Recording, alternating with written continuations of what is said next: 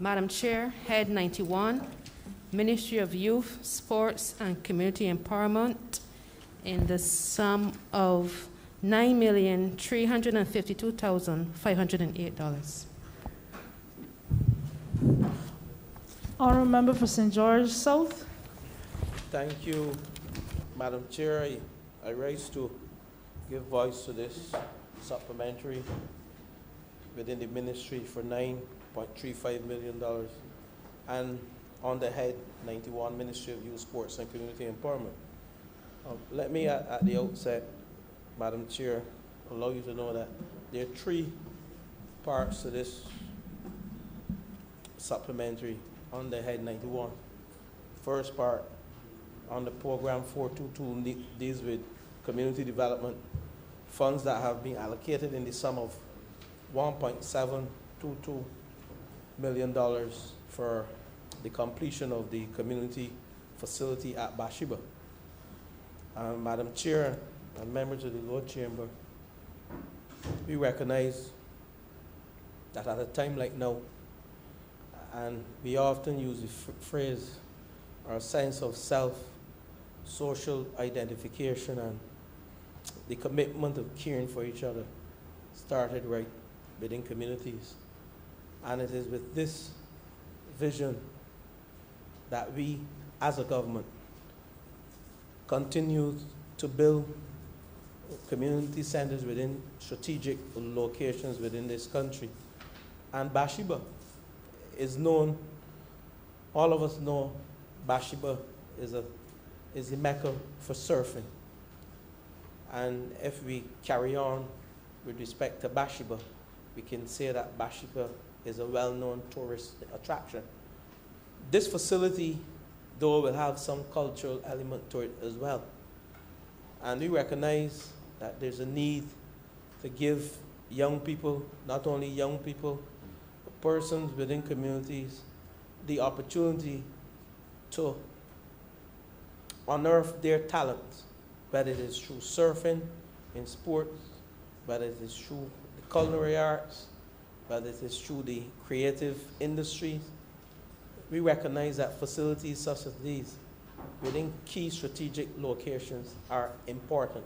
And hence, Madam Chair, I leave it at that because there's no question as to the importance of community centers and the role that they will play in terms of building out Barbados and giving people the opportunity to find a place and to partner with key institutions such as Samuel Jackman Prescott Institution, Barbados Vocational Training Board. So we have avenues and facilities that our young people can indeed learn a skill, and the phrase that I often use, become global citizens. So, Madam Chair, with those few words, I move on to the second part of the supplementary, which is on the program 277, Youth Affairs and Sports. Account code 212, where some funds, $4.97 million have been allocated for the hosting of 5 T20 internationals of the English tour, which will occur in January to March, and 1 test match that will occur in March. The 5 T20s will occur or will take place here from the period January 20th to January 29th. But the touring parties, the English touring party, will arrive in Barbados on January the 15th. Now, we have to recognize the role that cricket has played in this landscape, in the socio-economic development of this country. Cricket, as in commerce, can be called our core business. Cricket is a symbol and a model of national excellence. And I will go further to say, Barbadians per capita is considered the number one sport of cricket is played in Barbados. Per capita, we play the most cricket of any other nation on this earth. Per capita. Barbadians, that is. And that is why we have to recognize a tour such as an English tour to Barbados, the role that it will play in the economic landscape of this country.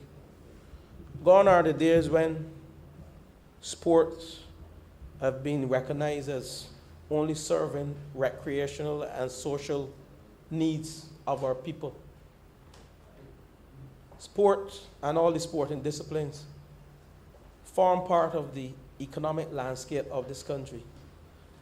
And like I said, if we look at cricket, cricket must be the basis on which we build on and below everything else that we do in our society.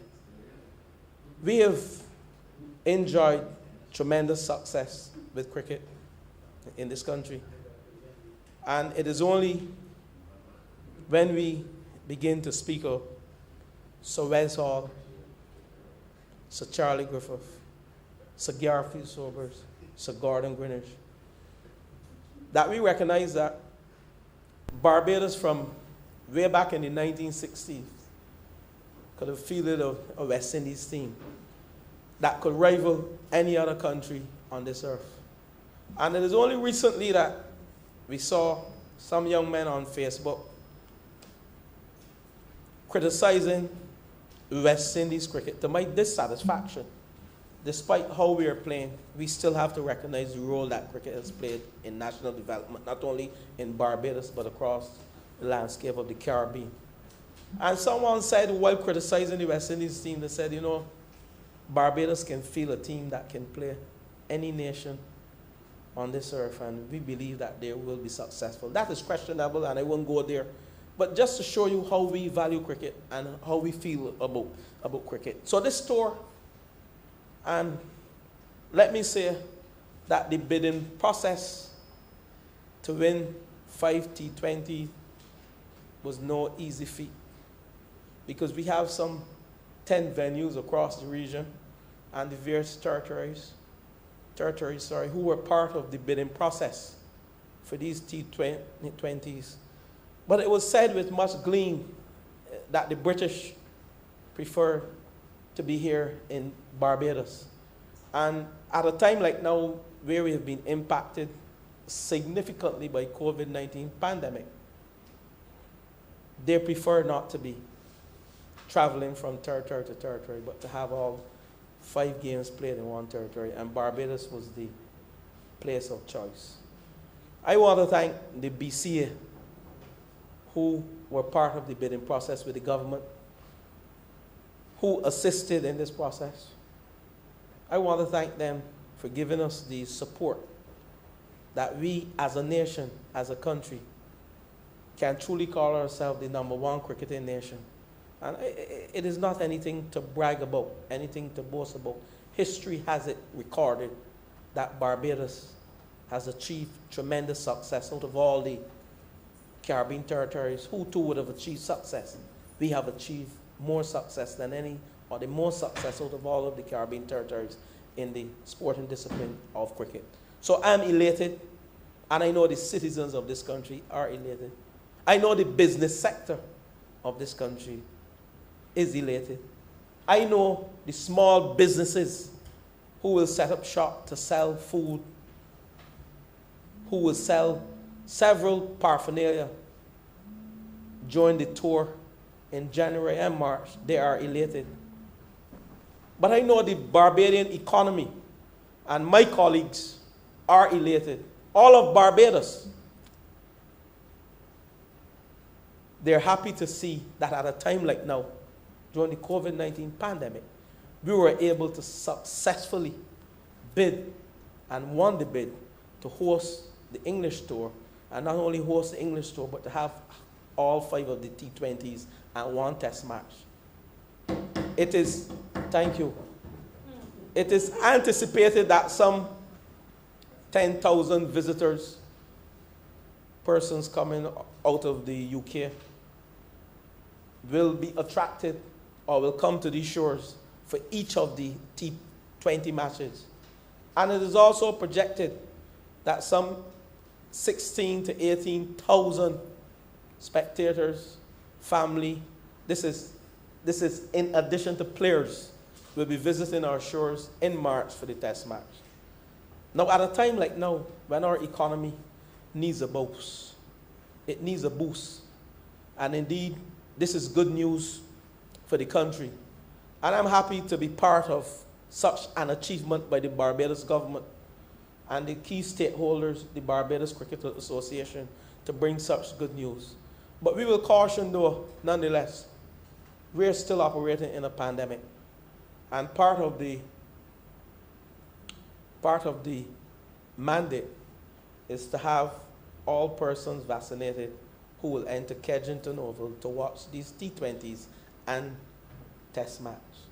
We cannot drop our guard, even though we are happy to have cricket here. But I say to Barbados, if you want to watch cricket, get vaccinated. And I say this on the floor of Parliament, use this, the lower house, because we cannot afford to have cricket here, and then we go to Kensington Oval, and then we have some calamity, what we call some commerce, with persons, patrons entering Kensington who are unvaccinated. We recognize the challenge, and my colleague, the member for the city, has done a remarkable job over the past 20 months and before. He was doing a job from the time he took up the office back in 2018. And I know he too will weigh in on the English tour. Some of my colleagues are laughing. Yes, he's still the member for the city, despite what we may say. He's still the honorable member for the city. On tell. But we must also design some promotional initiatives to tell the UK cricket holiday market what a beautiful place Barbados is. Back in the days of 1978 to 2009, almost every county club visited Barbados. I'm not going to be much longer, but I want the record to show that between that period, 2009 and 2018, we had virtually little or no cricket. We saw the Sir Garfield Sobers Junior Tournament literally dwindle away.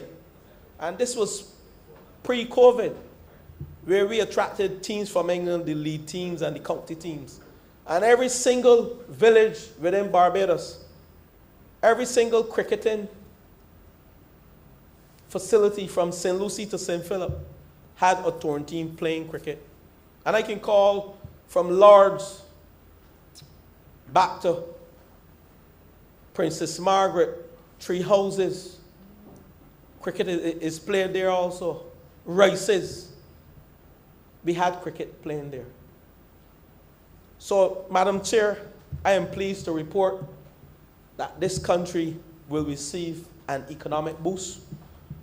This country will have the opportunity again to revive or support the partnership between the UK and Barbados that long existed before my time and back in the 1930s and the 1940s that we somehow lost between that period 2009 to 2018. Madam Chair, it gives me pleasure to move on to the final aspect of this proposal that will see some 2.66 million allocated with the lighting of 37 sporting facilities across the length and breadth of this country. Madam Chair, we recognize, and I will say it again, sport has been a pillar of the Barbados, I can't say the economy, but existence that predates each and every one of us in this country. And at a time like now, where persons are housed up, mental challenges have impacted, persons have not been able to get the necessary exercise that they were accustomed to pre-COVID. But more importantly, to develop young sportsmen, world-class sportsmen and women, we must bring back community sports. And we pledge in our manifesto that under the BLP, there will be general development of sports. And our thinking is to elevate sports as a center pillar of Barbadian national identity. I mentioned that. Social development and economic prosperity. And in an effort to develop a sustainable high-performance system aimed at producing and maintaining world-class Barbadian sportsmen and women, there were certain key deliverables that we placed in our manifesto. And I will list two of them. Expanding school-based sporting programs and supporting greater levels of senior, community, and work-based participation in sports. And the second one, equipping sports facilities with solar lights to improve capacity for training of teams and sports persons. This is what we're doing with this project. We're equipping all facilities across the length and breadth of Barbados with solar lights to improve the capacity for training teams and sporting personnel. We recognize also that businesses, most sportsmen and women, they work from 9 to 5 or 8 to 4:30. So to have these facilities lit across the length and breadth of Barbados, this will give those persons the opportunity still to come home, get some exercise, and also train the young people, because we recognize a lot of young persons are left unattended on these sporting facilities. And to have them lit will also solve some of the social ills that we've seen creeping into society. It's often said in the Bible that men of evil like darkness. So we intend to light every single playing field that we can. Thus far, it is 37 that we will lit between now and the end of March. And I just would take the opportunity just to list a few of them. Marshall Parkinson Field in St. Michael. Thank you. Queen's Park in St. Michael. Station Hill in St. Michael. The Pine in St. Michael, Parkinson Field. Arsenal Playing Field, Lears, Mac Hill. Then we go to St. Philip, Foul Bay, Gemswick, Princess Margaret, St. Martin, Ruby, St. Catherine. There are many that will be lit in St. Philip.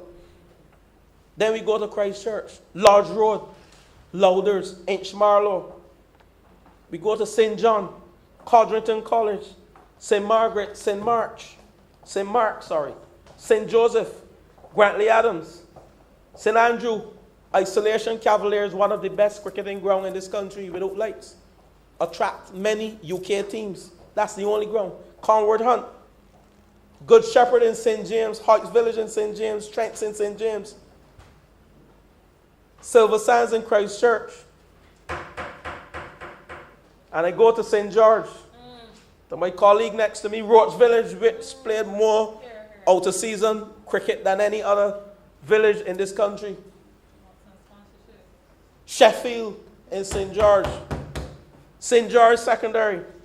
Then I go to my jurisdiction, Bide Mill, Greens and Draxall. I'm not leaving out St. Thomas, Prout and Holy Innocent. I'm not leaving out St. Lucie either, Crab Hill, Ignatius Bayer. So those are the 37 from St. Lucie, from St. Lucie to St. Philip. Madam Chair,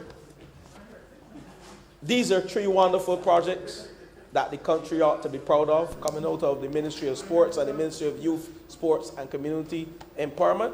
And with those words, Madam Chair, I beg that Head 91 stand part. Thank you.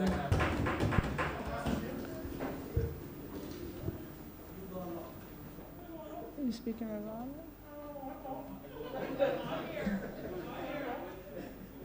You're speaking?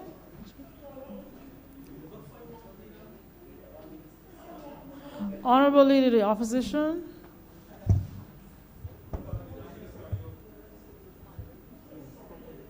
Thank you very much, Madam Chair. I commend the honorable member for St. George South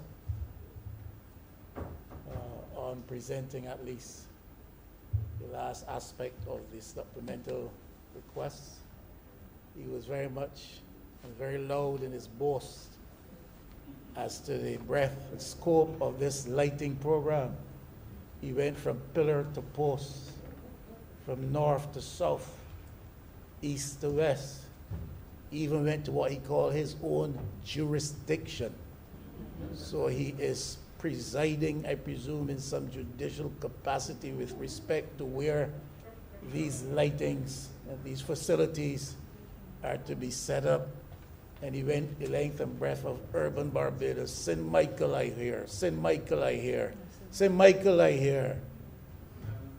Now, there's a very big community in Richmond.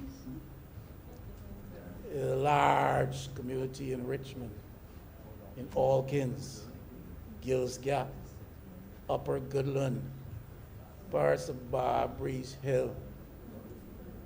And the honorable gentleman would not say anything to us about St. Leonard's School pasture.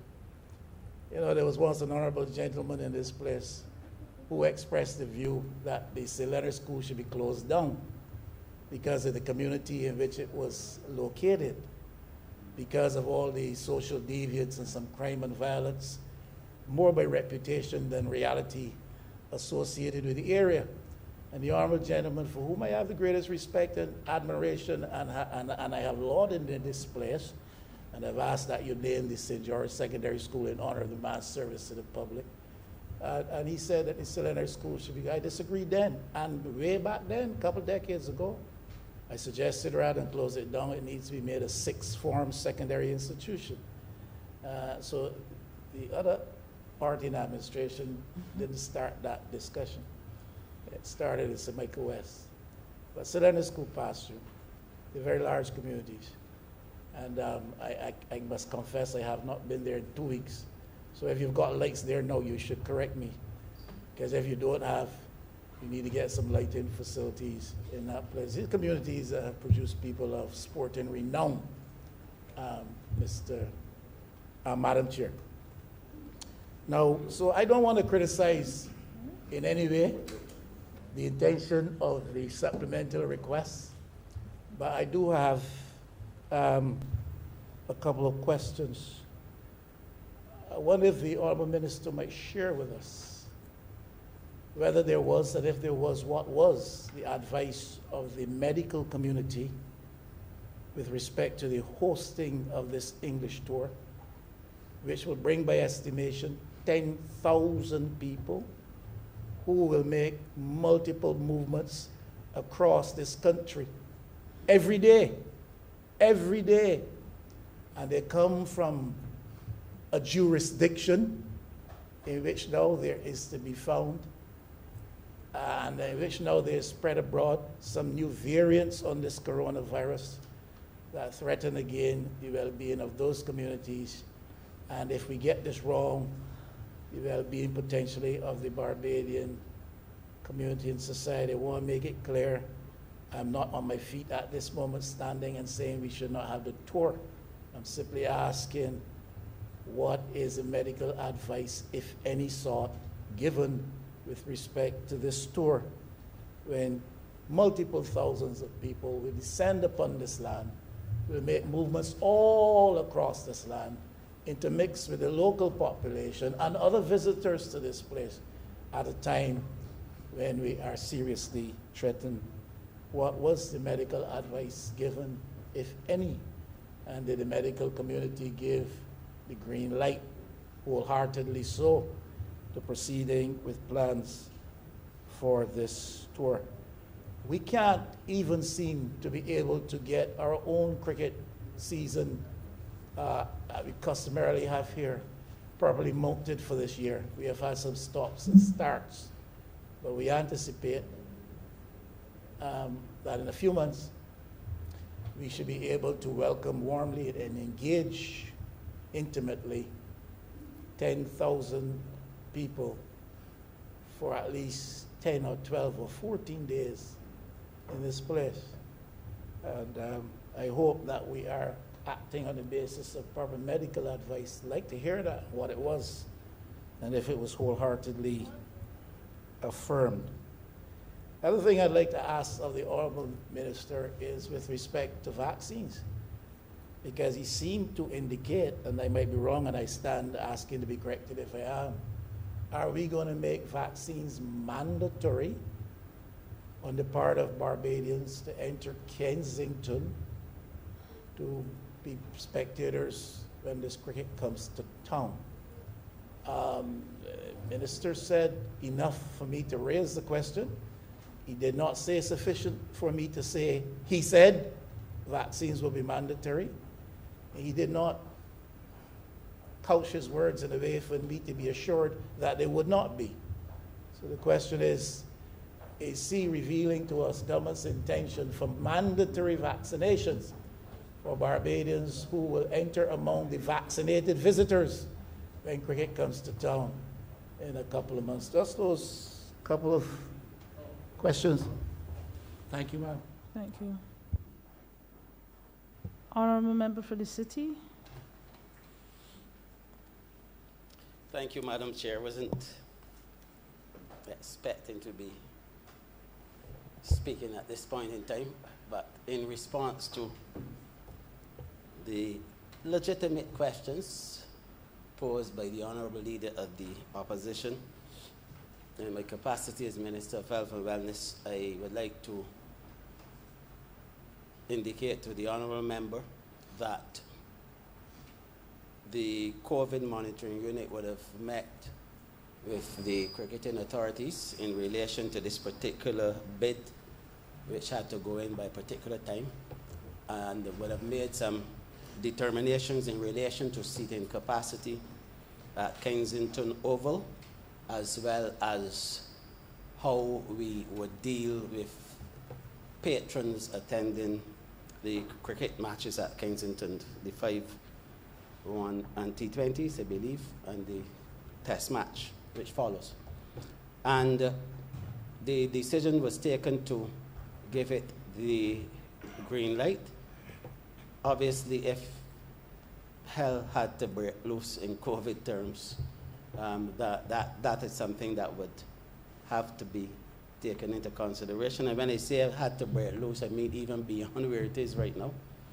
The reality is that part of the arrangements given by the ministry in relation to the seating capacity was, yes, for fully vaccinated patrons, and then also for persons who are not fully vaccinated but who are desirous of attending the games to be able to have the appropriate tests in advance of admission. And all of these were based on the capacity as stipulated by the COVID monitoring unit for persons attending the games. And I don't have the figures, regrettably, in my head, but I can provide that subsequent to this debate. And that is really what we have been working with, and that is the direction that was given Member for from the the city. Ministry of Health. Honorable Leader of the Opposition. Just a point of clarity, if I'm allowed. When I hear references sometimes to the COVID monitoring unit, I'm not too sure specifically in every context to whom that reference is being made. My query specifically was with respect to the medical team, the chief medical advisor and his team. And according to what the honorable member is saying, he treats to arrangements at the scene of the cricket itself. Now, if you have 10,000 people descending upon that place, the capacity at Kensington is hardly 10,000 or just beyond. And if you have them seated in prescribed arrangements of 6-foot spacing, then you are reducing the capacity. So I am unsure as to exactly what is being intimated to us. Has the chief medical officer and the team at his level approved wholeheartedly that this store should go ahead. And in terms of the arrangements that are being contemplated by the COVID monitoring team and its advice, are we in fact contemplating 10,000 persons plus Barbadian and other West Indian visitors as spectators? Honorable member for the city. Thank you, Madam Chair. First of all, let me say that the COVID monitoring unit that I'm referring to, and there's only one, that is the unit that has the responsibility within the Ministry of Health and Wellness for determining venues for the staging of events and also the numbers. And you would recall that on several occasions it has been indicated in the media and at the press conferences and so on that if persons wanted, for example, to have something outside of the stipulated numbers within the directive, that they can make an application to the COVID monitoring unit, and they would then go and determine based on space and ventilation and things like that, even for church services and so on, that is the unit that has that responsibility, and that unit falls under the command of the Chief Medical Officer, as all technical units in the Ministry of Health and Wellness are. So that's the first thing. And in relation to the numbers, I did not give the specific numbers. I heard a number of 10,000 plus this, plus that. I don't recall, as I indicated earlier, but I can provide that information on a subsequent occasion. But the unit would have gone and looked at the space and the seating and the everything at Kensington and determined what would be the accepted limit in terms of numbers attending the cricket at the Kensington Oval. And that is what I was trying to say. And yes, the Ministry of Health, through the Chief Medical Officer, would have given the blessings to the tour that is coming up in January, I believe. And the Chief Medical Officer would have met also with the authorities of the Barbados Cricket Association. Honorable member for St. George South. Want to wrap up? Thank you, member for the city, and thank you, member for St. Michael West, the honorable leader of the opposition, for raising the concerns. But we know, honorable member, with respect to St. Leonard's, and I'm happy that you raised it, because we will look and see what are some of the areas within, and I use the word jurisdictions. You don't like those words, but I don't want to use the other word, but okay. Within St. Michael West, that would need lighting, and certainly we will speak with you.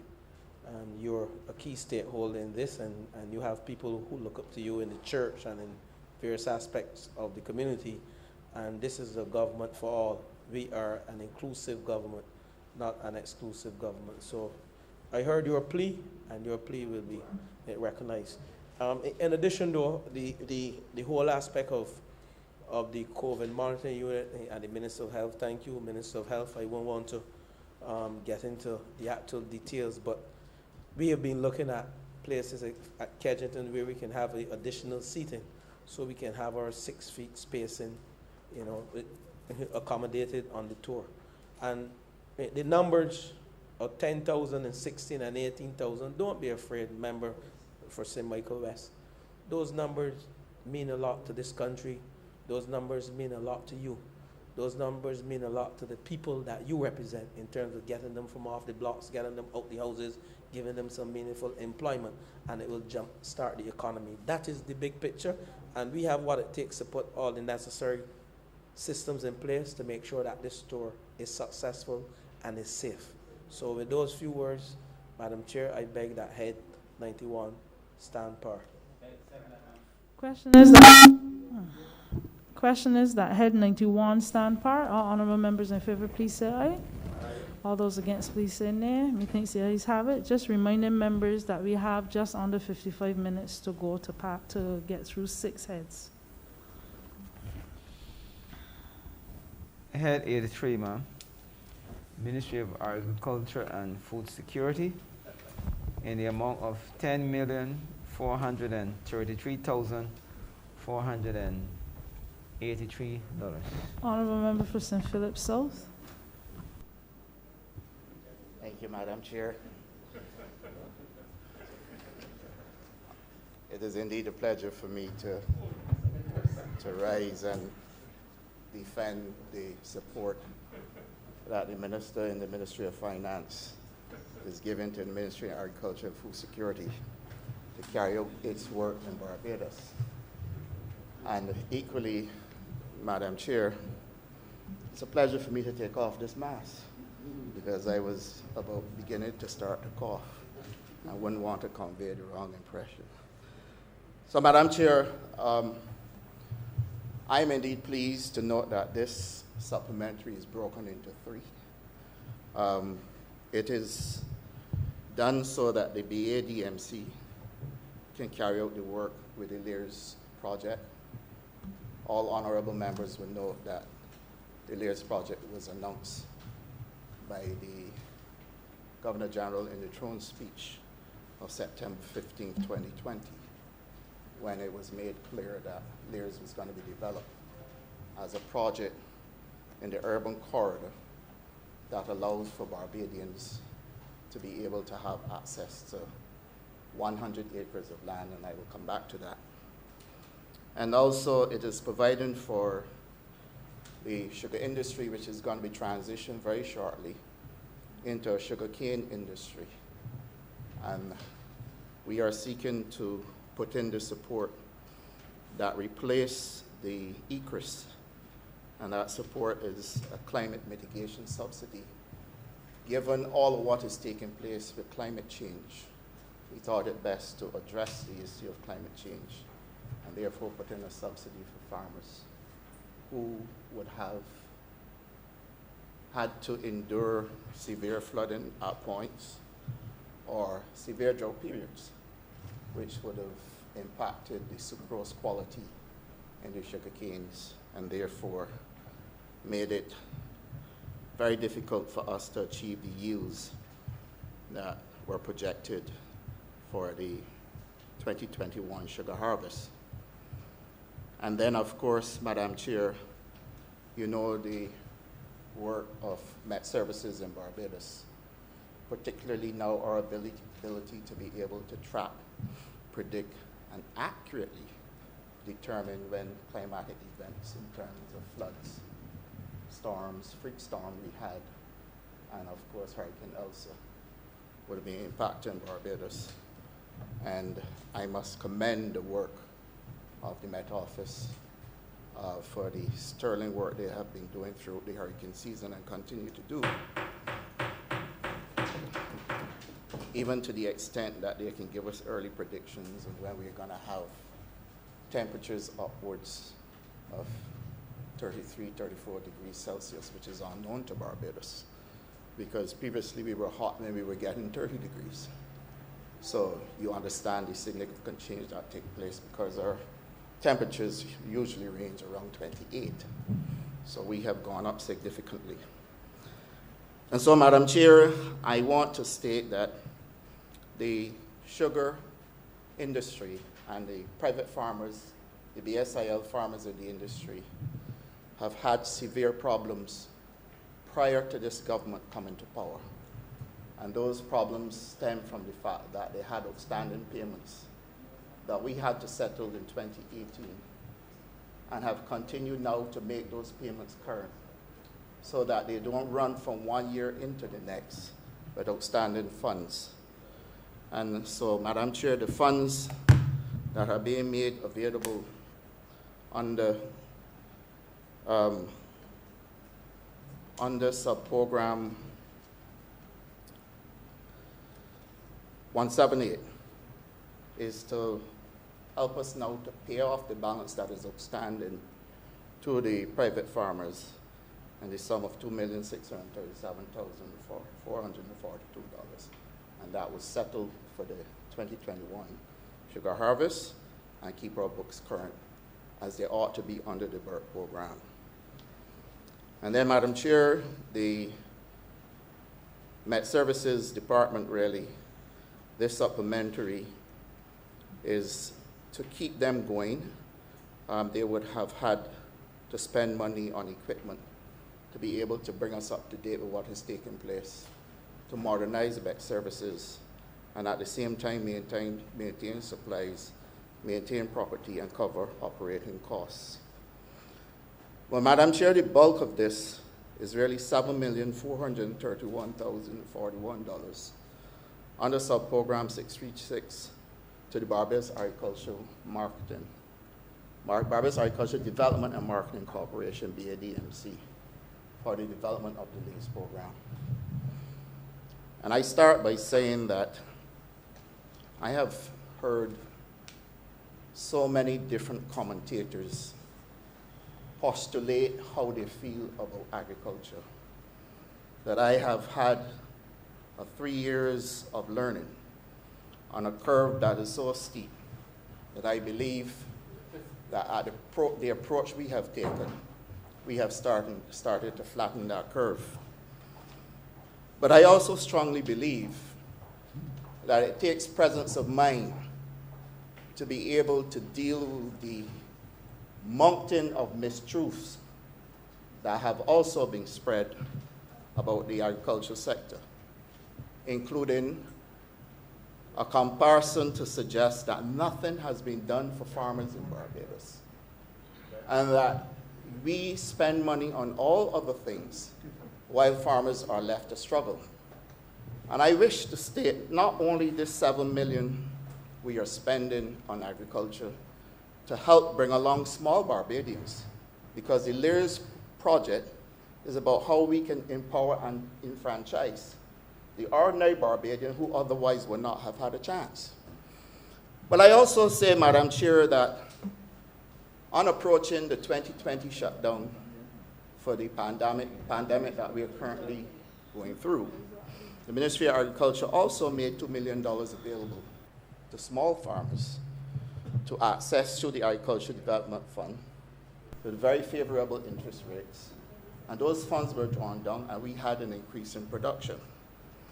The Ministry of Agriculture and Food Security also embarked on a cultivation program that allowed for people who wanted to get land cultivated, no matter where. We were able to provide the services free of cost to those farmers. And of course, all of us know under the FEED program, Farmers Empowerment and Enfranchisement Drive, we are able to attract just over 1,200 persons who are either in the process of being trained or graduated from the program. And we are in the process of making sure that all of them get land or indeed beehives if they're doing apiculture and the equipment. And equally those who have expressed an interest in aquaculture, that we're also moving to make sure they can be facilitated. Now, I'll be the first to admit that legally, when you're going to give people land, you have to make sure you go through titles and all the rest of it. And so that can slow down the process. But I'm equally able to confirm that over 500 persons who have passed through the FEED program have been allocated land, and that our challenges really are beyond just the allocation of land, but more to do with climate change. Where traditionally in Barbados, people relied on what is called rain-fed agriculture. And therefore, since we are seeing less rains and more droughts now, you will find that farmers go through a greater struggle. And so the BADMC has been working tirelessly to be able to provide the irrigation systems to be able to help farmers to get access to water. We are now currently developing a reservoir at River in St. Philip, so that those farmers at St. Philip will have a continuous supply of water year-round, but more particularly during the drought period. We're also doing the same at LIRS, where LIRS will start up front with a 21 million gallons reservoir. And then at Haggots and St. Andrew, we've just about completed another reservoir, so that we can develop the orchard there, where Barbadians who know Haggots as it was in the past will be able to pass there and see all varieties of local Barbadian fruit. And as I speak, that work is currently going on with the reservoir almost finished. And then at Spring Hall, come January, we're also going to put a major reservoir there. We're looking at some 75 million gallons to be able to serve the north of the island. So if that is not doing work in agriculture, I would dare say that we are at a stage in Barbados where people do not understand how you fix your micro fundamentals to be able to achieve your macro objectives. And that, to my mind, represents all the foolery that you will hear when people start to speak. And to my mind, Madam Chair, LAIR's project is about fixing your micro fundamentals. Coming out of LAIR's, we are not just going to have land given to people. LAIR's in itself is going to present an opportunity for 23 acres of land going into black belly sheep farming with potable water through the Barbados Water Authority. It is also going to have a Met Services monitoring station so that they can know how to prepare for floods or indeed droughts. And then the LAIR's project will have a metered system which is second to none. Previously, what happened is that people would have a metered system where you pay after you use water. And this has posed a tremendous amount of problems for the BADMC in terms of collecting for water supply. As a matter of fact, we have debt, and I must say bad debt, well over $2 million, dating all the way back to the late 90s. And we have to make a decision on how we are going to address that. But none of the farmers have been dislocated or cut off. This new system is going to be more like the system we have for mobile phones, where you have a pay-as-you-go system. So if you know that you need, say, for example, 200 cubic meters, you know what it will cost. Your meter will be set. You pay for your 200 cubic meters, and that is supplied to you. You pay up front. If you run out, you come back to the BADMC for what is called a top-up. And therefore, we now eliminate the risk of carrying bad debt for water.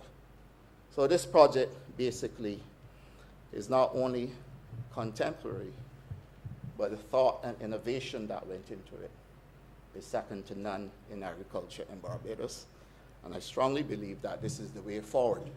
As we seek to empower and enfranchise farmers, we also have to bring them along as business people. The other component to LAIR's is that LAIR's is broken into two projects. One that is treated to just like the feed program, Farmers Empowerment and Enfranchisement Drive, and then CARE. CARE is really a project that is designed to bring along community farmers. So hence, community agriculture response and enfranchisement. And what this is seeking to do is around small communities. You cultivate land for people, bring community groups together, and at the same time, you seek to provide the services for community farming and backyard farming to take place. So we are going to develop a Master Gardeners program at LAIR's, where you literally have master gardeners who will come in and train people on 5,000 square feet of land or 10,000 square feet of land to be able to do small farming or community gardening. Community gardening is known very well in the UK. I'm sorry that the honorable member for Christchurch West isn't here, because this is a project that he had been pushing for the longest while. What this does, it gives people an opportunity, particularly people who are considered among our elderly, to be able to come out and participate, planting things that they would enjoy eating, and at the same time having an opportunity to relate to each other, getting some exercise in farming, and then be able to share their knowledge and their produce with the community. And of course, then you have the commercial side, which is under the feed program. And under that, you start at a minimum of 2 acres and up, and those farmers would enjoy the same benefits as those who are currently under the feed program, where we give you cultivation, we give you training, we give you a startup kit, which would include your seeds or your seedlings, we give you fertilizers, and we give you the irrigation system. And of course, Madam Chair, what will happen is that the BADMC would also take 40% of the supply from the farmers, and then Shefet has an arrangement in place where they would take 20%. But that does not end there. We are also setting up an arrangement right along the Lears project for us to develop structures or stalls so that farmers can also offload their produce and sell to the public as people drive by or visit the area. And then, of course, we're going to put in training for farmers to be able to do pest management control. We're putting in training for farmers to be able to manage the use of fertilizers. And we're putting in training so that farmers can understand how to plant. And videos obviously will be done to be able to give them an opportunity as they seek to develop their kitchen gardens or backyard gardens or community farms, an opportunity of how to do. And how to do will be how to plant, how to mulch, how to do various things in agriculture. We expect that this project will have approximately 153 new farmers, or farmers with experience. And the farmers will come generally from the same catchment area right along the urban corridor. And we expect to be able to have a very modern, what we call greenhouse or hydroponics farm, driven by technology, so that any cooperative or individual who so desires can be able to operate a farm driven by technology and then be able to share that knowledge and experience to other farmers who are interested in technology-driven farming. So that, Madam Chair, when we are finished, the sum that is being committed to this project is also for the entire development of the area, including putting in roads. And I want to speak on this for a bit. You'll find that farmers have been subjected to all kinds of, I dare say, inhumane treatment at times. So that if it floods or if it rains heavily, the terrain is so muddy that they have to risk in vehicles going through that terrain to get to their crops. Many times they will stick in mud. They have to get heavy equipment to bring them out. Many times vehicles overturn. I recall the experience of Dr. Sandra Bellamy when I went to Grove a Sunday morning with her. And my vehicle couldn't take the terrain. As I started to go up the incline, my Chevy started to go in all kinds of different directions. And she shared with me her first experience going into agriculture, where she was on a truck. And a similar thing happened and the truck overturned, and she was in that truck. What we are doing at Lears is to eliminate all of those eventualities. And therefore, we will have proper roads in at Lears as well. And we will modernize the area to the extent that this project will stand as the one project, the example for agriculture development. And when we get to the Pine Basin, we will be doing a similar thing. So that, Madam Chair, and this should start this month as well.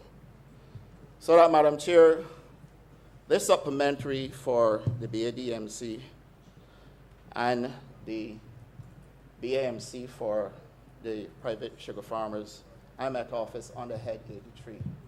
I do beg that the supplementary stand part.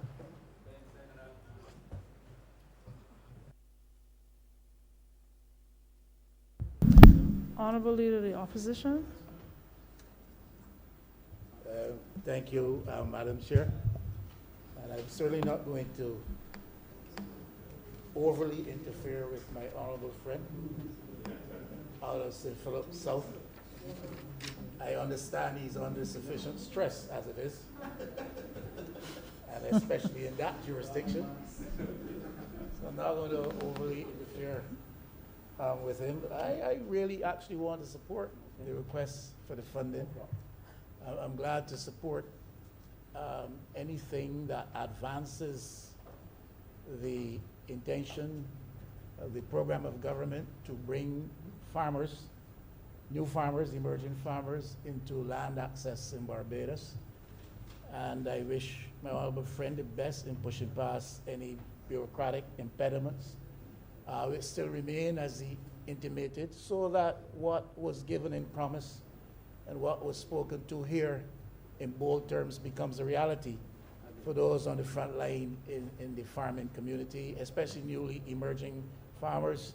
Not the first time we've spoken with reference to this LAERS project, and I wish him well with that and support the effort to get the program further advanced. I do understand the last point he made, and he may have made it simply in passing, Madam Chair, when his poor vehicle could not make traction on farmlands. And that is something to which I think the ministry must pay some attention. It's an area with which I think the farming community will need some subsidized or concessionary help. He was fortunate and blessed that the vehicle just slid and skid. I had the unfortunate experience, Madam Chair, in another country away from this place, of being in one such vehicle in wet conditions, and this was on a mountain top, and the same thing happened. And the vehicle, together with me and my passenger, went over the side of the mountain. And I'm thankful to God, and you're still here to stand and give support to my honorable friend from St. Philip South to get such road conditions addressed on farmlands in Barbados. It's a serious thing. We may pass it triflingly or even be jovial about it, but it is a serious thing. Now, the honorable member mentioned as well the matter of climate change, and I wanted to speak just briefly to that, because when it comes to the agricultural sector, this matter of climate resilience must be something which is given significant priority attention. Agriculture in Barbados, historically, yes, it was principally and primarily so on our front burner of economic activity. In recent times, in more recent times, and that's comparatively speaking, it has taken a second or third or fourth position in the line of priorities with respect to economic advancement, development in this country. But if we start to talk about climate resilience in Barbados and talk about it seriously and shout at the rest of the world as to their shortcomings, we have to take it seriously enough at home as to see what we can do to inbuild resilience. We can ask for funding as we need to do. We can subscribe to the whole notion of green financing and green funding. But we certainly have to show to ourselves and the rest of the world that we're serious. And I think that is not only with respect to our coastal shorelines, it's not only with respect to our tourism sector, but certainly with respect to our agricultural sector. And I believe some priority must be given to not just being aware of what the impact of natural disaster can be, but how can we mitigate damage caused by the impact of natural disaster? How can we prepare up front by preventative measures to minimize that impact? Just to draw one example, Madam Chair, right now the whole business climate change is spawning new breeds of locusts plaguing certain parts of the world, in Africa, East Africa, Southwest Asia, parts of the Middle East. And I noted recently with some concern, and I'm sure this will not escape the attention of the Department of Agriculture, Trinidad is now facing a problem newly emerging of locusts and the interference with agricultural crops. And I wonder how prepared are we, to the extent that we can be prepared to mitigate something like that, to prevent something, because one of the dynamics to which we are subject is the fact that we are in that corridor for cyclone movement. And the warm waters of the Atlantic, it is said, warm waters help with the spread of these locust pests. And if they can reach Trinidad, come up through South America, it is not entirely beyond the realm of reason that in Barbados we could face this potential threat. And I do not know to the extent that we can prevent it, but what plans do we have to mitigate it should that become the reality for us? Because some African countries are large enough, some Asian countries are large enough that they can experience that severely and still survive. I don't think that the Barbados agriculture sector will be able to survive something. That's just a concern I mentioned for my honorable brother's consideration. Thank you. Honorable Member Philip South. Thank you, Madam Chair. And I must confess that I really thought the Honorable Member for St. Michael West was going to give me some body blows, like some of those that I've been hearing in the public of agriculture and going nowhere. But I'm pleased to note that he agrees that we are going somewhere. And yes, we are currently reviewing our sanitary and phytosanitary legislation to be able to address matters related to pest diseases and relating to food safety and of course animal health. And you may be aware that we already have a committee in place in preparation for any eventuality of African swine fever coming to Barbados. So we are very proactive in the ministry, and I have to thank all the officers over there who are doing a tremendous job in helping me and also guiding me. And I'm eternally grateful to them. Only 2 weeks ago, we launched the bathroom and lunchroom facilities for farmers who traditionally would have had to resort to the bush or the cane fields at the call of nature. And I think that's a historic moment in Barbados, where farmers, particularly females, don't have to resort to the bush nor cane fields, but the facilities come with solar panels, charger ports for mobile phones, and of course, all of the protocols in place, including the temperature gauge for COVID, and then the female bathrooms are totally equipped. So, Madam Chair, with all that being said, and I know there will be another time when I can really speak to the issues raised by the Honorable Member. So, I do beg that Head 83 do now pass. Beg the second. Question is that Head 83 stand part. All members in favor, please say aye. All those against, please say nay. Methinks the ayes have it. 4. Honorable members, we have 4 heads to pass in 25 minutes, so I'm begging that your comments, your remarks be as short as possible. Yes, Madam Chair. Head 87, Ministry of Education, Technological and Vocational Training, in the amount of $13,972. Honorable Member for St. Michael Southeast. Thank you, Madam Chair. No trouble, Honorable Member. I raised to move Head 87 in the sum of $14,713,972. Madam Chair, relatively straightforward in terms of the requests coming from the Ministry of Education, which I know is an area that touches on the heartstrings of almost every Barbadian and certainly every member within this chamber. And particularly in this particular crisis, I believe it is even more important, and I think most people would agree that all of the investment that we've made thus far in terms of education cannot come to naught in a pandemic, and therefore we still have a responsibility to be able to make sure that while providing for health care, that we also adequately provide for educational opportunities as well.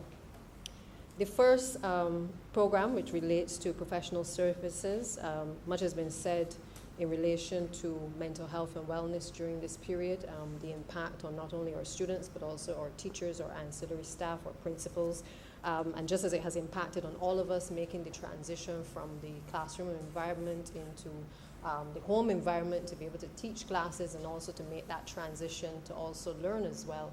I think we all have to be mindful that there is significant support that has to be given to all of the persons who work within education. This administration has been at the forefront from the time it came to office of adding in the educational sector both professional services for social and behavioral support. We had a lot of issues with violence in schools in the early stages. We would have added safety officers. We would have also added recently the school counselors. We've also added social workers at the primary school level. I think there are over 30 individuals who have come into the arms of education to help to support the Student Services Department.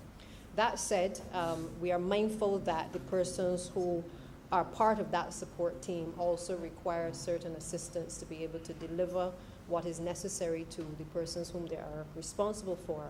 And so the first sum is the sum of $136,000, which is required to cover projected expenditure under the Student Support Services Unit for psychological and family support services, for online assessment training, again, because in many cases they have to also now operate in an online environment as opposed to a face-to-face environment, and therefore need to be equipped to carry out those types of meetings online.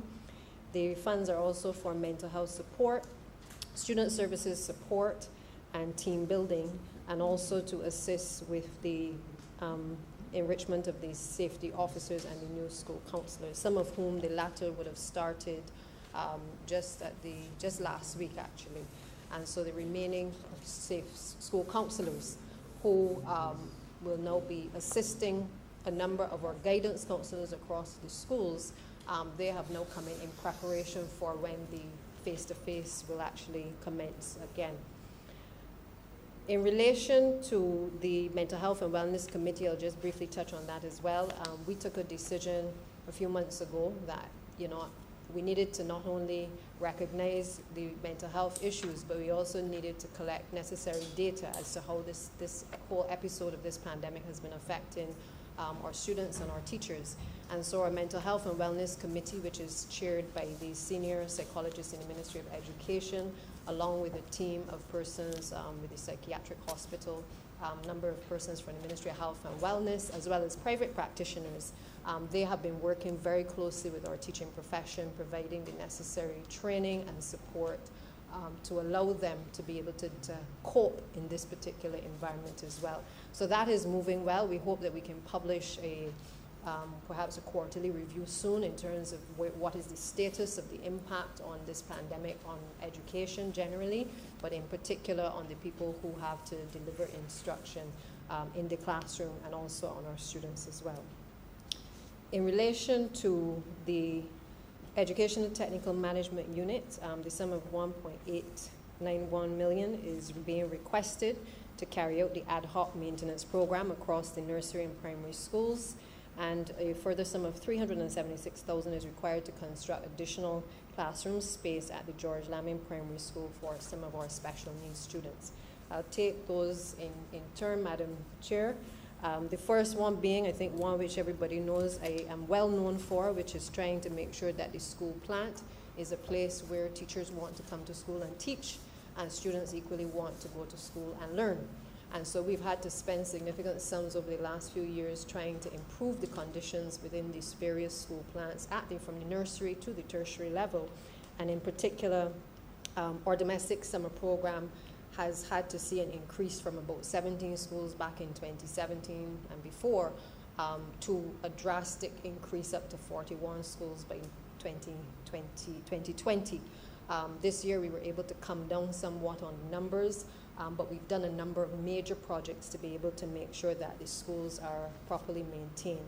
Have we gotten to where we want to in terms of perfection? Not just yet, because the problems have been long-standing, the issues have been long-standing, and the repairs that are necessary are significant.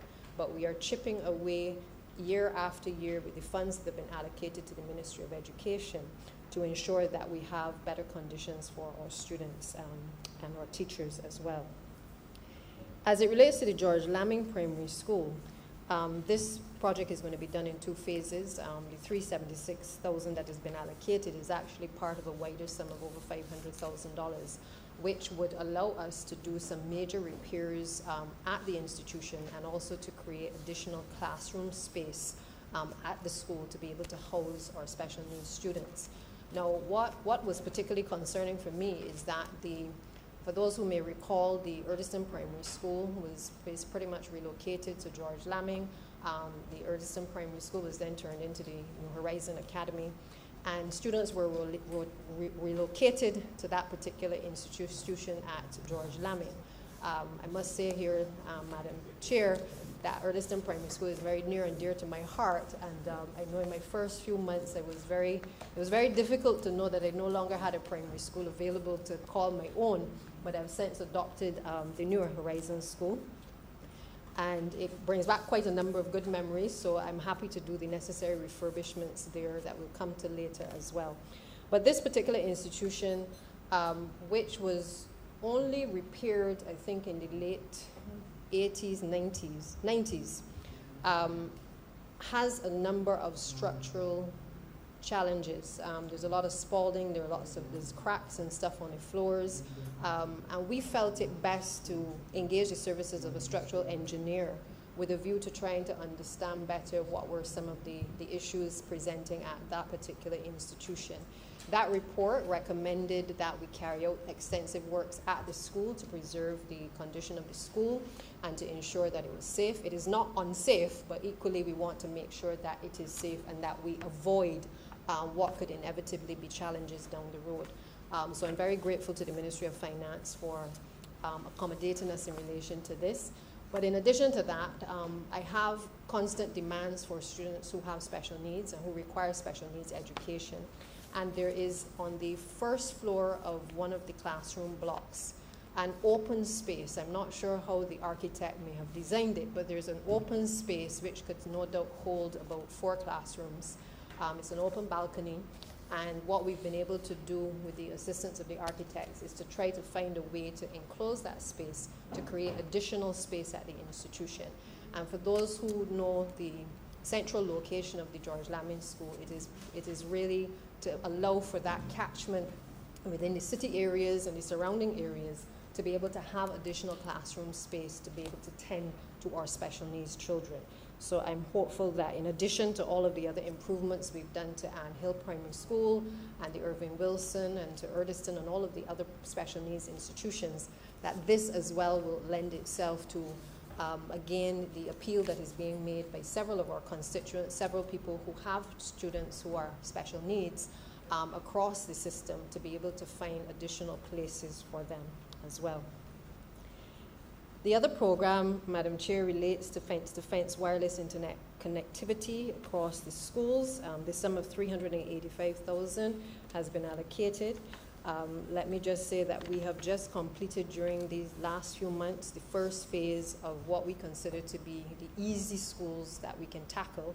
And by easy, I mean schools where the cost is nominal, but at the same time, the infrastructural and civil works costs are also manageable by this administration at this point in time. We've done 12 schools.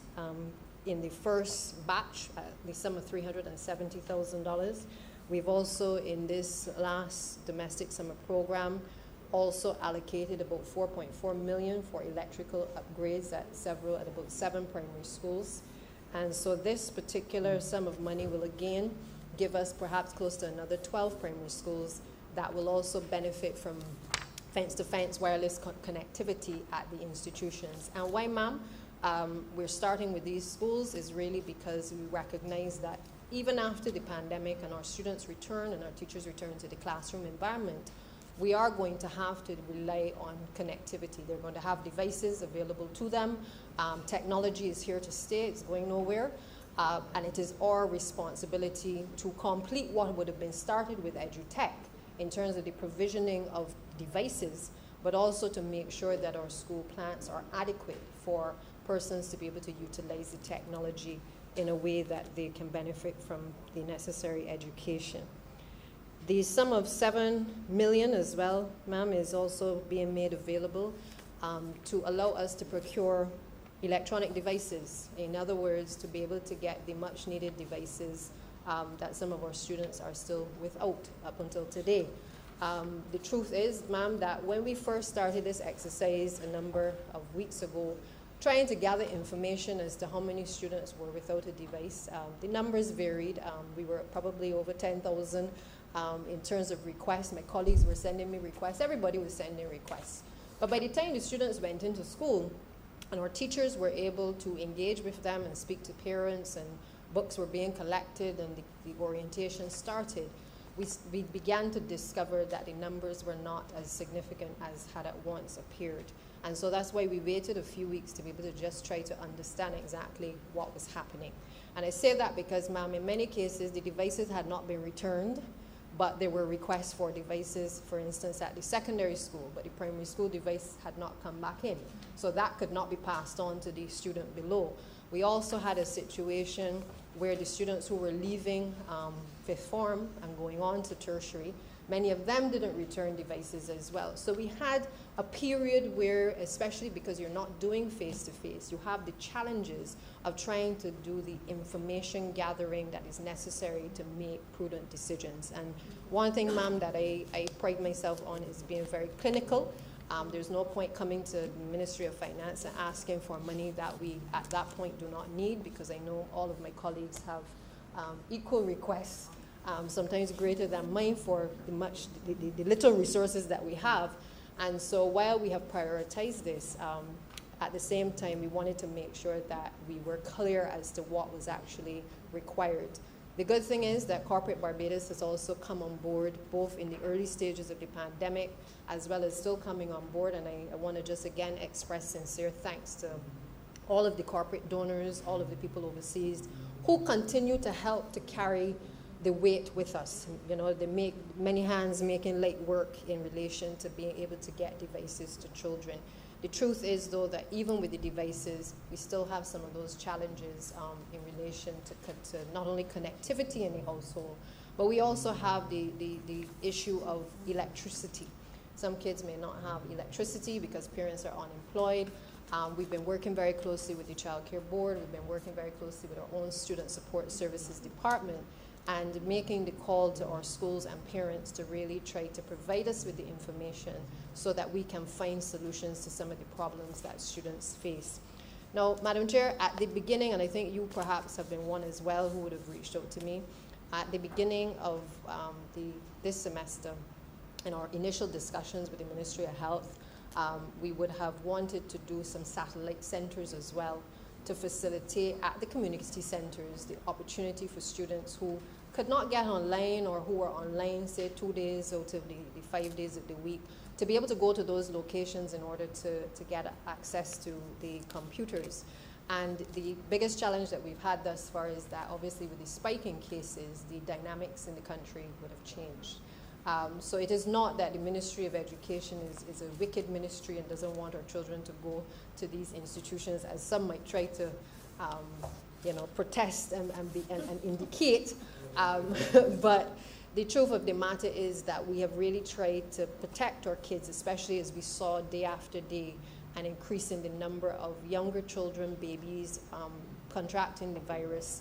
And so we've been trying to manage it. It's not a perfect situation, and we do know that coming out of this, we're going to have to rely not only on our internal support services, but also external sources, private sector organizations, charities, retired teachers, to be able to help to support our children who have really fallen through the cracks during this period. And so we don't take what the future holds for granted, because we know that there is significant learning loss as a result of us not being able to get back into school. And so every day we are catering for that. We've reduced the amount of items within the curriculum. We continue to engage with the unions, engage with the teachers, try to see how best we can provide the support in the online environment. We've had a number of our teachers trained online. We've entered into partnerships with a Finland university. For those who know, Finland is well known for its delivery of instruction in education. It's very serious about how it treats to the profession, and I believe that is what we need to have here as well. And so we have gone for the best, to be able to give our teachers the best and to equip them with the best skills that they can then deliver in the classroom. So the 7 million will give us another 5,000 odd devices. The intention is that that will hopefully fill the gap or the void that may be here now. Our requests obviously may come in that it may be more, but we anticipate some other donations that are coming in as well to support it. From a long-term perspective, because my hope is, and we have a quick meeting with the Ministry of Health later this afternoon, to look at where we are and to make some decisions going forward. But our hope, and the Prime Minister has spoken to this, is that we can get our kids back into school by January. And that is where we are working towards in terms of preparing the school plans, preparing the students who need to be vaccinated in the 12 to 18 age group. We are perhaps midway at this point. We have about just over 10,000, I believe, at this point that have been vaccinated. We have about 21,000 in that 12 to 18 age group. And we are going to continue to push and encourage parents to have their students vaccinated so that especially that age cohort can certainly start the movement, even if it is by a trial, of being able to get back into school. We are obviously anxious in terms of the Pfizer vaccine for the students who are under 12. Again, once the Ministry of Health and Wellness gives the go-ahead, and that is what we are waiting on to know whether we are in a position here to be able to administer that vaccine to our children. Again, then we will take the necessary steps at the appropriate time. Long term, in terms of devices, let me just say that it is our intention to not only put in place policies for the servicing of the equipment, because I heard touted in many circles that we had all these broken and these damaged devices and the children mashing up everything. Well, you know, from where I sit, children will mash up things, but at the same time, we also have a policy in place with our parents whereby they take responsibility for the devices when the children receive them.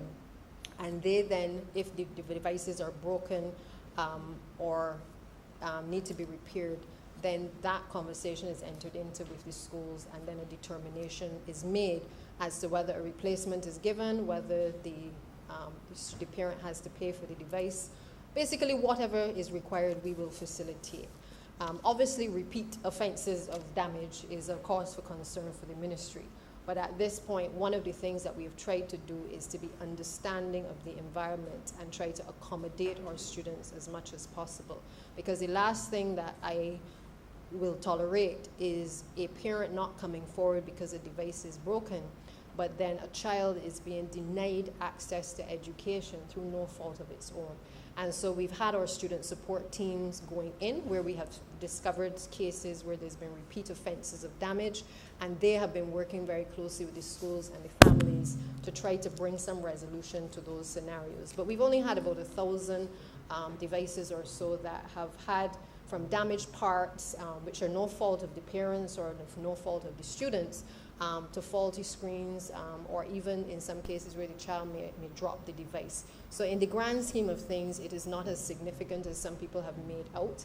And I think that, again, my appeal would be more to the parents to make sure that the children understand that they have to respect the devices and they have to obviously care for these devices because a significant expenditure has been made on them. The other point is, going forward, is that we should soon be able to, again, speak to the country in relation to the digibooks and looking at how do we transform our existing textbooks into a format that is then available on the computer, that instead of the students having to, and the parents having to pay for the textbooks in the hard form, that we now move in the direction of being able to have more technology available through the actual devices. So that is a work in progress. We've been meeting with a number of entities to try to finalize what tools we will use. We've been working closely with UNICEF on programs like Notes Masters, which is available to our teachers and soon to our students. And we've been exploring different mediums for which we can certainly have a long-term plan in place, because we recognize that this is a significant investment. It was never intended that we would be buying this quantity of devices in this particular way, albeit that we had initially wanted to purchase devices from Kenya at the time. But the challenges that we've experienced in relation to the shipment and the length of time led us to this point where we've had to source devices that are really available, because there's a mad rush on at this point in time to still acquire technology. And I hope that, as Prime Minister has said to leaders across the world in relation to climate change, that the leaders start to realize that they have to lead in relation to leaving no child behind in relation to technology as well. The other area, Madam Chair, relates to New Horizon Academy. I would have mentioned that before as one of the facilities that would have been the former Erdeston Primary School, which then was relocated to the George Lamin Primary School. The Cabinet of Barbados has agreed that that school will shortly be facilitated in the form of a secondary school, which will add an additional secondary school to our existing complement. And there are some repairs that are required at the institution to allow us to make the transformation of the school from a primary school into a secondary school. That school has been facilitating a number of the students who have had various behavioral challenges. It was intended to be a place where you would pull out the students who were giving trouble. You would work with them with all the necessary behavioral support and emotional support that was necessary, and allow them then to be reintegrated back into the classroom. But what we've found is that in recent times, the oversight that was necessary on the institution wasn't there. And as a consequence, we've had to pretty much do an entire overhaul and fit this school within the format of the wider reforms that we're looking at across the system in education. The next school, Madam Chair. Honorable Member, we literally have 2 minutes left. No problem, ma'am. The next school is Harrison College. The sum of $424,794 is required to facilitate renovations to the staff room at the school. This school was impacted by Hurricane Elsa. As a consequence, the entire ceiling of the staff room has pretty much fallen in. As many of you know, this is a very old institution. Some of you have attended the institution indeed and are well aware of the issues at that school. But we will be carrying out renovations to the staff room shortly. The next one, Madam Chair, and I'm coming to the end, so please give me a little more time to just cover so that others can respond. The renovations to the Alma Paris Memorial School, Phase 1, I want to make it clear today that officially we are now in a position with these funds to be able to begin the transformation of that school, which, yes, here, which is long overdue. But just like with all of the other institutions that we have spent significant sums on, we've had to make sure that we get it as close to perfect as possible. We started off with about, I think we had budgeted about $610,000 initially. But then when we realized that we were actually going to make the transition there into doing a lot of technical stuff, we started to bring in the robotics and coding. We recognized that the MEP consultant's report had not formed part of the initial quotation. And as a result, we sent it back out and made some revisions to the actual spaces. So now we have, I think, culinary arts rooms, we have areas for robotics and coding. We have also increased the number of psychosocial support, so we have guidance counselors' rooms, we have rooms for the social workers. It is an entire multidisciplinary approach to the way in which I believe an alternative education school should be. And so it took us a little while in terms of the architectural drawings to basically improve on what was there before. And we're going to be redoing the car park area. The honorable member St. Peter, I'm sure, will be glad to see this facility actually coming back into use. But again, this has been long overdue. The school, as you know, was closed under the last administration unceremoniously. And as a result, a number of students who would have underperformed in the common entrance examination in maths and English, but who would have been well equipped to do the arts and the technical subjects, were basically cast aside, nowhere to go.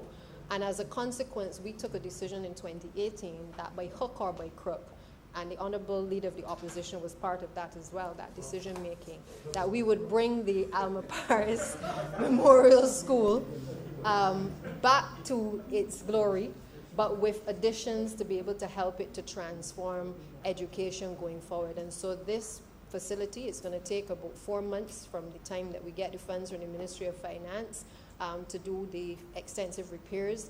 It is going to cater to between, I think, 40 to 60 or 60 to 75 students in the initial stages. There's a second phase. There's a building on the site where we're going to demolish, and that is with a view to being able to do phase 2, which will obviously attract additional funding. But by the end of it, our hope over the next 2, 3, 4 years is to be able to have a facility that can hold at least 150 students with the necessary support. So it is a long-term plan. It ain't no rush job. It ain't no, we now come and we're just trying to be able to do things. We have taken our time. We have made sure that we've had the input from the Education Reform Unit to be able to look at how all of these pieces are going to fit in terms of the reform process.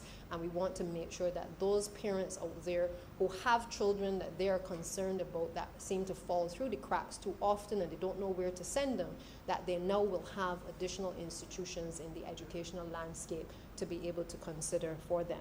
Lastly, ma'am, lastly is the appointment to the pre-construction cost for the project manager fees at the school meals project. Again, this is not the traditional school meals. This relates to the specific facility where there were significant cost overruns when we came into office in 2018. We have been in long negotiations over the past few years with the contractor and the entire team that would have been working on the project, trying to bring some resolution to that facility. We are a bit closer now, and very, very much closer, because we've included the quantity surveyors, and we are at the point now where we should shortly be in a position to start the works on that site and be able to get the school meals facility at 6 Roads concluded. Lastly, ma'am, the Hope and Duke project. With my last 2 minutes, Madam Chair, the sum of $2.284 million is required to facilitate the oversight of the construction and operationalization of the Hope Agricultural Training Institute and the UE Center for Food Security and Entrepreneurship, the Dukes project. Ma'am, I came to office, inherited this particular project, which I want to just say that the People's Republic of China graciously facilitated these 2 projects for agriculture to the government of Barbados, and for that I am eternally grateful, and so is my government. However, ma'am, we have had to spend some time looking at how we make this work for us, and when I say that because it appeared as though agriculture, education, and certainly finance were certainly not in the room when this whole project was envisioned.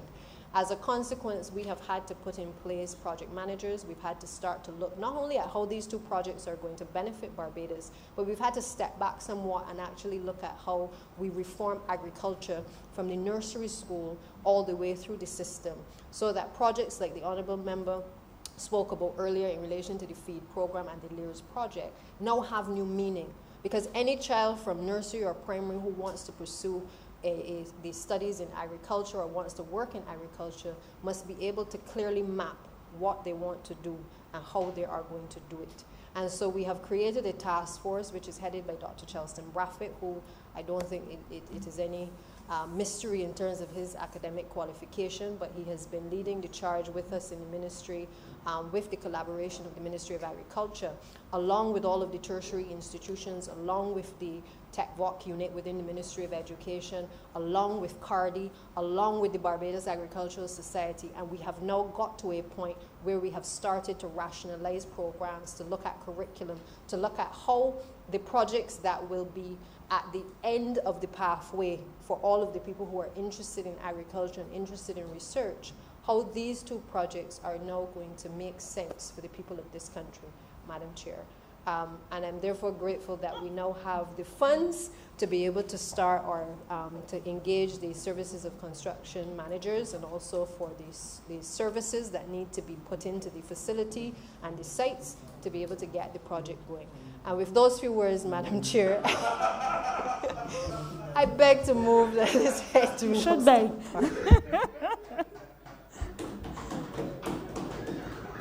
Honorable Leader of the Opposition.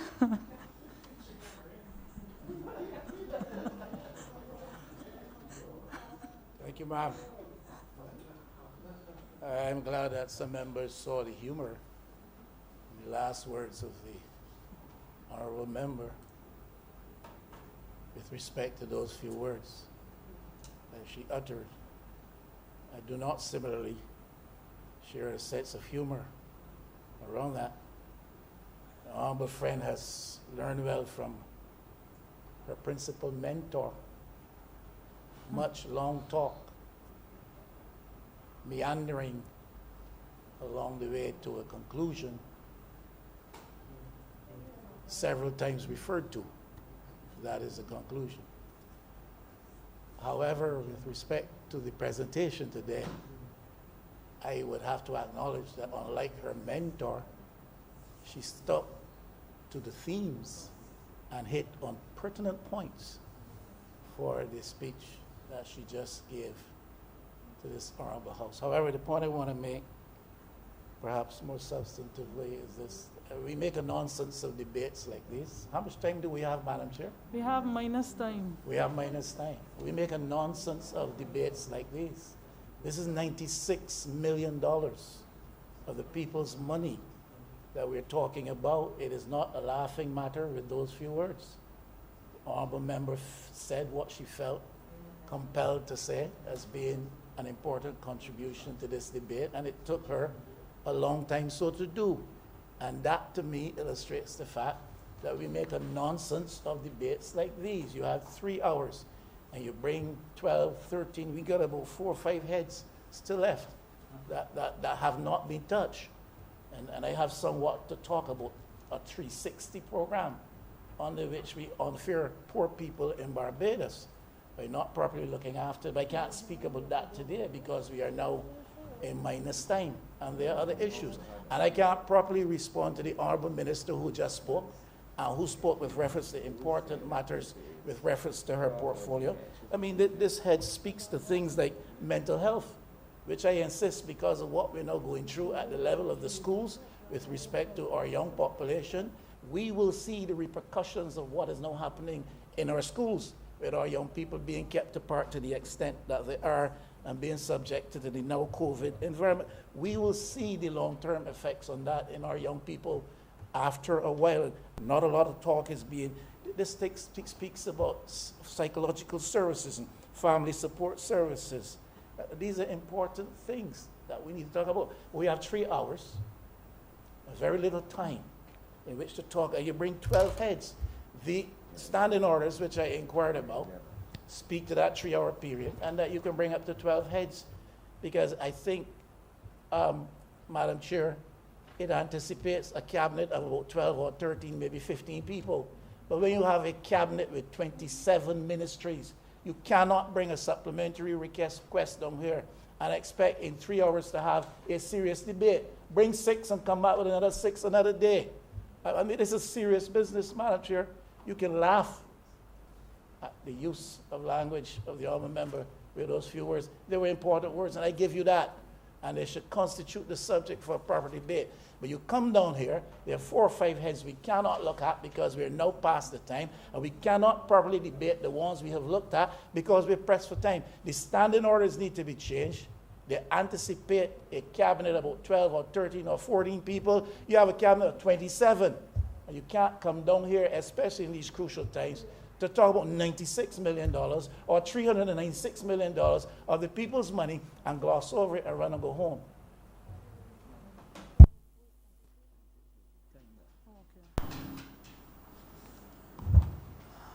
Honorable member for St. Michael Southeast. Thank you, Madam Chair. I understand the honourable member who just spoke's position, and I too believe that the honourable member is well aware that there is a process if he believes, as the leader of the opposition, that any of the standing orders require amendment, that he can so follow. He's been here long enough that he should be familiar with the rules of the House. But I do take the point that these are serious matters, these are different times. Madam Chair, the honorable leader should not mislead the present honorable company.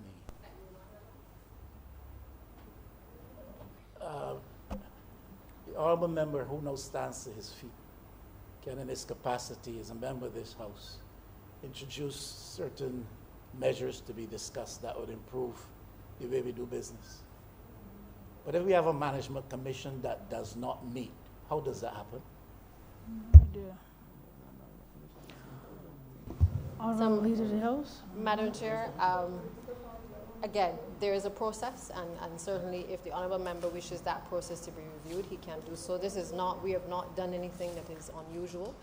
We do have a number of, we won 30 seats, including the honourable members as well. We do have a cabinet that is actively working every day and coming to work and accounted for and making sure that we can deliver all of these things. It is not by chance, Madam Chair, that I took long, because there's a lot to talk about, as I'm sure other members who have spoken before me will also agree. Madam Chair, the honourable member seems misled to the view that I am complaining that she took long. I'm saying she didn't have enough time to properly present to us matters of importance, and that she spoke to thematic issues, and she spoke to issues of relevance, especially pertinently right now. I'm commending her and lamenting the fact that she did not have enough time. And in that context, we cannot continue to make a nonsense of this type of debate. We cannot continue to frustrate the efforts, the hard work and energies put in by honorable members like the member for St. Michael Southeast. Works hard as the Minister of Education. She wants to come here and have a properly focused debate on matters that fall to her, which are urgent and which the Barbadian public is concerned about. You can't do this nonsense. You got 27 ministries, remember that. And the work now is urgent. You can't come and just, I give up. Madam Chair, I therefore beg to move that Head 87 do not stand part. The question is that Head 87 stand part. All honourable members in favour, please say aye.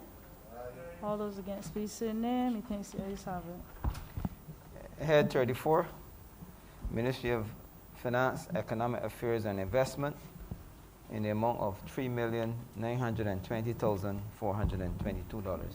Honourable member for Christchurch East Central. Madam Chair, in the interest of time, I would just beg to move that Head 34 stand back.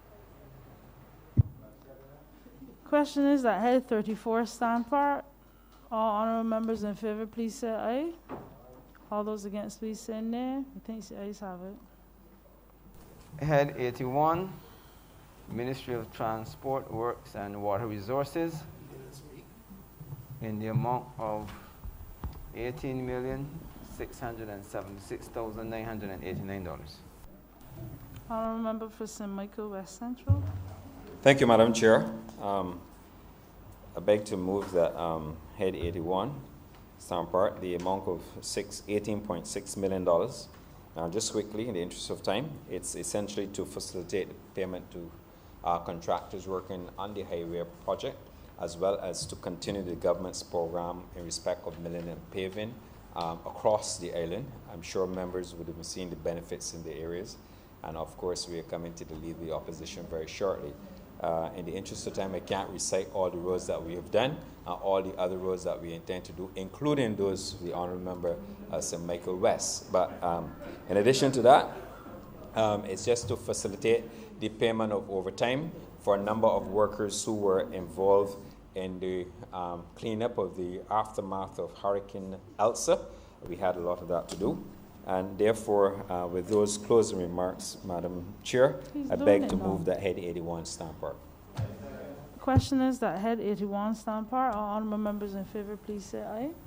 All those against, please say nay. Nay. The ayes have it. Nay. Could we have a division? Could we have a divide? The ayes have it. Divide. Madam Chair, a division has been called. Ms. Bradshaw? Agreed. Yes. Ms. Ford?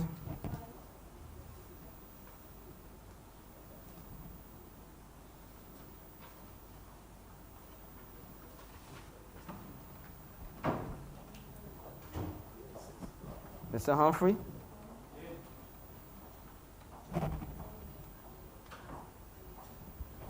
Mr. Sutherland?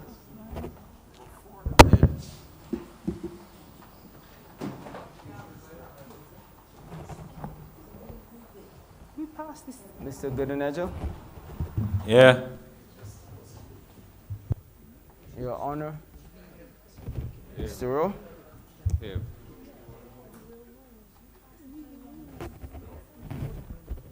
Reverend Aye.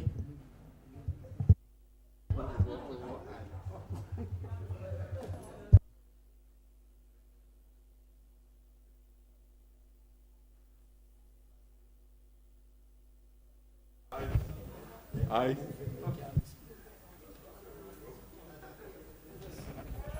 Mr. Ford?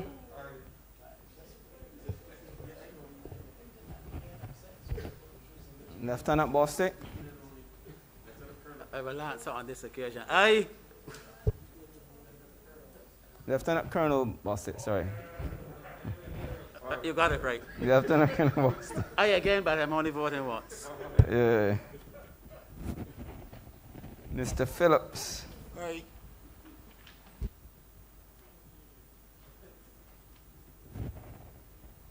Mr. Strawn? Aye. Mr. Jordan? Aye. Mr. King? Aye.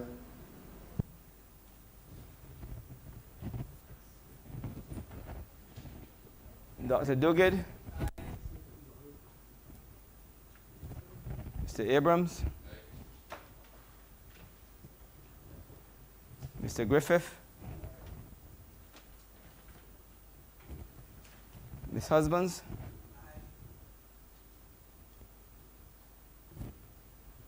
Everybody.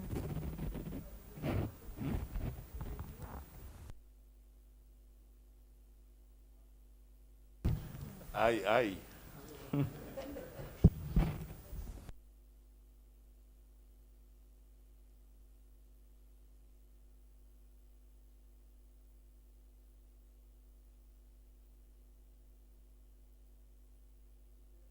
Nineteen honorable members voted in favor of the head passing. So you can just say the head, what, some, yeah, that's head.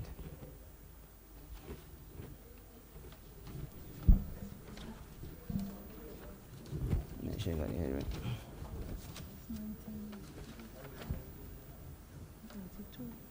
Head 81. Question is that head 81 stand for? Yeah, just say it, Paul. Sorry. Head 81 sounds fast. Yeah. Head 81 stands for 82. Head 86. 86. Ministry of Health and Wellness. Honorable member for the Yes, city, yes, please yes. pass this. Move the head. Madam Chair, In- I'd in- like to move that head 86 In the amount, in the amount of 23,192,400. $23,192,400 stamp part. Question is that head 86 stand for. All honorable members in favor, please say aye. All those against, please say nay. Division, ma'am. Division.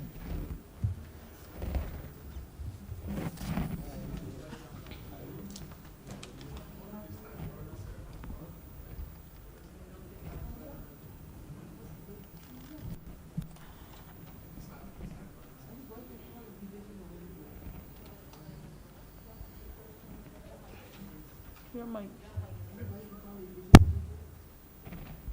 Ms. Bradshaw, Aye. Mr. Marshall, Ms. Ford, Mr. Humphrey, Aye. Mr. Sutherland, Aye. Mr. Ganejo, Aye. Your Honor, Mr. Rowe, Aye. Reverend Appley, Aye. Mr. Prescott, Aye. Mr. Ford, Aye. Lieutenant Colonel Bostic, Aye. Mr. Phillips, Aye. Mr. Strawn, Aye.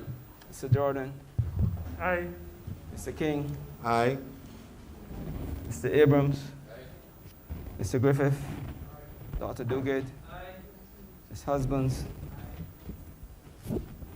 Madam Chair, 19 honorable members voted. Head stands passed.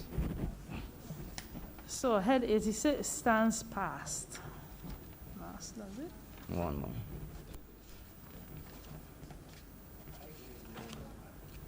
That's all right. So this was 12. Hmm? This was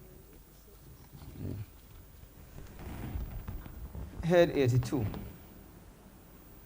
Ministry of Environment and National Beautification, in the amount of $3,720,500.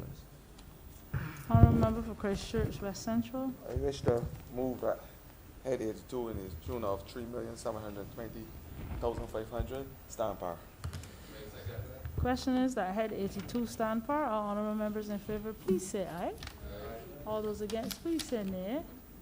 Methinks the ayes have it. Cool. Wait, there's wrong. Let me just double check.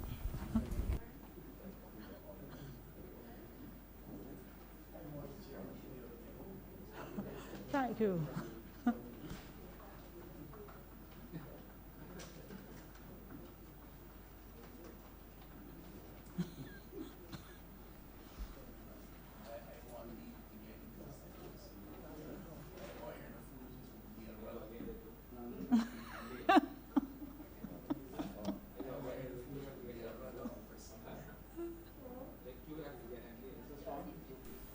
Next. Honorable member for Christchurch East Central. Yes, Madam Chair, I beg to move that you do not report to His Honor the Speaker the passing of one money resolution in committee. Question is that I do not report to His Honor the Speaker the passing of one money resolution in committee. All honorable members in favor, please say aye. Sorry, Standing Finance Committee. All honorable members against, please say nay. Methinks the ayes have it.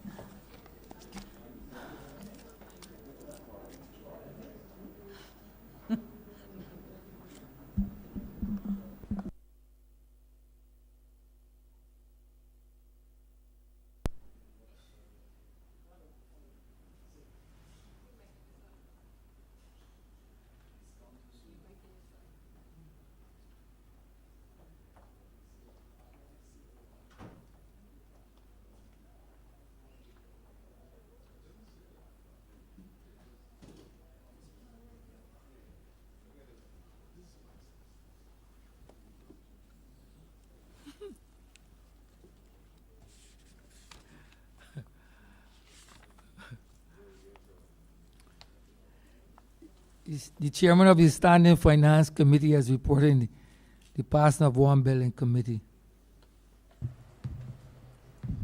Honorable member for Christchurch East Central. Mr. Speaker, I beg to move that this resolution do not pass. No, sir. No, sir. Read the first time, sir. Sorry, I beg to move that this resolution do be read the first time. The question is that the resolution be read a first time. All those honorable members in favor, please say aye. Those against, please say no. Me think the ayes have it. Mr. Speaker, I beg to move that this resolution be read a second time. The question is that the resolution be read a second time. All those honorable members in favor, please say aye. Those against, please say no. Me think the ayes have it. Mr. Speaker, I beg to move that this resolution be now agreed to. The question is that the aforementioned resolution be now agreed to. All those honorable members in favor, please say aye. Those against, please say no. Me think the ayes have it. This resolution stands passed. Thank you, Mr. Speaker. With that, Mr. Speaker, we've come to the end of today's sitting. Just before we rise, I just want to make it clear that to the public who might be listening, I do believe that while we have a system in place to be able to deal with these supplementaries, the truth of the matter is that each of us as ministers also have a further opportunity to engage the public on and elaborate on further matters.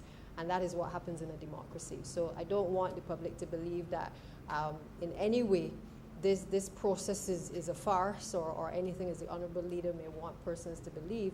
But this has happened before in terms of that we may not always get through resolutions. Even if you think about the estimates debate, oftentimes we get to the end of the debate and we don't get to all heads. So, Mr. Speaker, with those few words and the adjournment, I would beg to move that the House now be adjourned until the 16th of November at 10 a.m.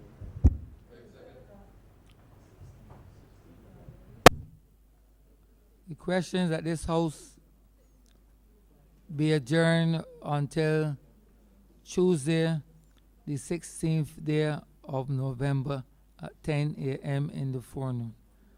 All those honorable members in favor, please say aye. Those against, please say no. Meeting the ayes have it. This honorable chamber stands adjourned until Tuesday, the 16th day of November at 10 a.m. in the forenoon.